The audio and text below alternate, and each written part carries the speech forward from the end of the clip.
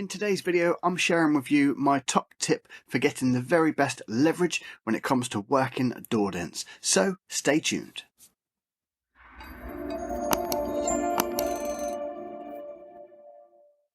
So in an example, when we're set up working on a door dent, we've typically got our window guard in, our wedge, and for example, if we're using a hockey stick style tool, now it doesn't matter whether it's interchangeable handle, left, right, kind of a sharp tip tool or a blade tip tool, flag tool.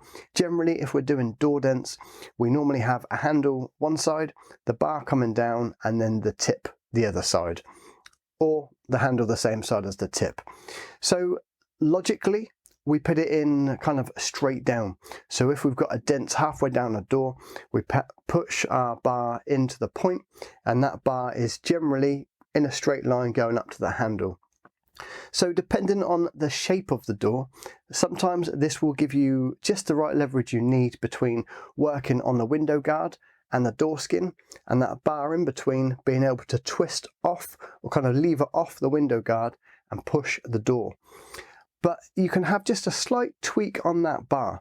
So if you take that bar again, I will do this on a tool on a door to make sense rather than my arm.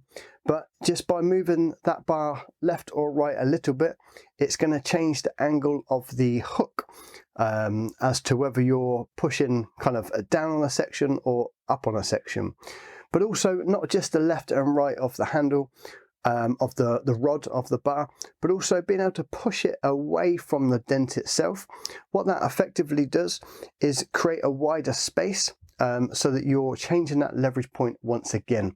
I'll show you this on a door skin outside with a body line, and it will just make it a little bit easier, I hope, to see what it is I mean. But generally, that kind of leverage point or the angle that you have your rod at is going to make a huge difference to, again, how easy it is to repair a dent. And I say easy in the sense it's going to be easier. So if you have your setup correct with your leverage at its optimum point, you're going to have more control and exert less pressure. Now, the reason that helps is the more or the less force you have to put into it, the less likely you are to slip with your tool, but also the less damage you're doing to your body. You're not having to put quite so much effort and strain on your body joints and muscles if you've got your leverage point correctly. Or set up correctly. So definitely paying attention to that.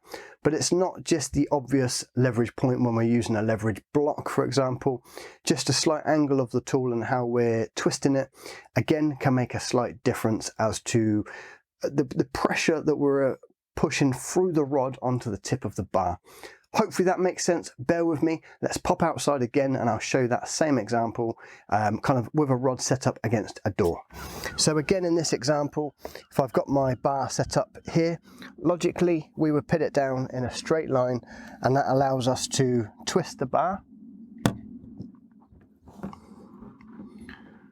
which creates that natural leverage. We are leaning off the door guard, so the window guard. That creates our leverage point and twisting. But just a couple of different tweaks, we can move the bar at this angle and it will change that leverage point slightly. And it might give us a slightly better angle to reach the dent, particularly on a body line scenario. Rather than coming like this at a straight line to the body line, we can twist the bar at an angle, and we're now getting that tip in to the body line. So that's one sort of the first sort of tweak to pay attention to, is this position of the bar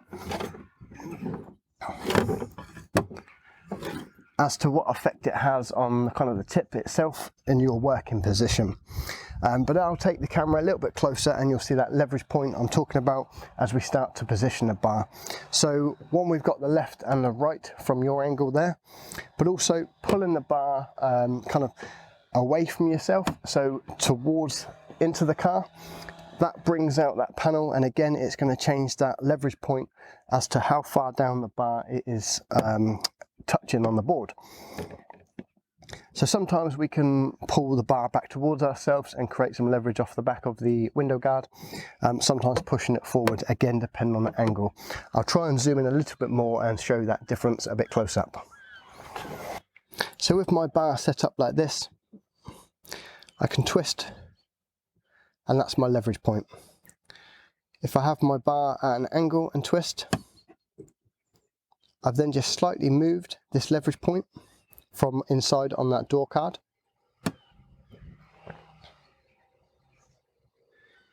But if I put the bar towards myself, so I'm now coming away from the panel, I'm going to move this leverage point, so now I'm levering off this part of the bar. Before, with my bar flat, I'm levering here, bringing my bar towards myself, so note this gap. I've now got my leverage point where that bar is touching. So it's lower down the bar, it's going to change the amount of pressure I need to if it's higher up the bar. So equally, if I tilt the bar away from myself, so into the car, like that, I've now moved my leverage point up here. So just by moving my bar forward or back, I'm moving that leverage point all the way from down at this hook to the middle point or further up the handle. So we've got the left, the right, changing our angle, and then bringing it towards ourselves, away from ourselves, changing that leverage point. So do play around, see the difference, and you'll find a huge amount of difference in how much pressure you need to exert, and you'll really notice your repairs come on when you get that leverage point just right and you're able to create that optimum force and energy to be able to get all of that pressure you needed into this tip, because no matter where you're pushing on the bar, it's this little section here that's pushing the repair. So sometimes it can feel like you're giving all of your force in that handle and really creating a tiny bit of effort or force here, and generally it's where you've got that bar as to where that leverage is really going to come into play to give you optimum pressure with this tip to really push into that dent. So hopefully that all made sense. As always, do go and put it into practice and let me know how you get on. Those slight different tweaks can make a world of difference in how easy it is for you to take out damage on door dents, particularly on body lines. So do go away and practice, let me know your thoughts, and as always, you can put your comments and questions directly below this video and we can discuss it in a little bit more detail. Until then, I'll see you in the next one.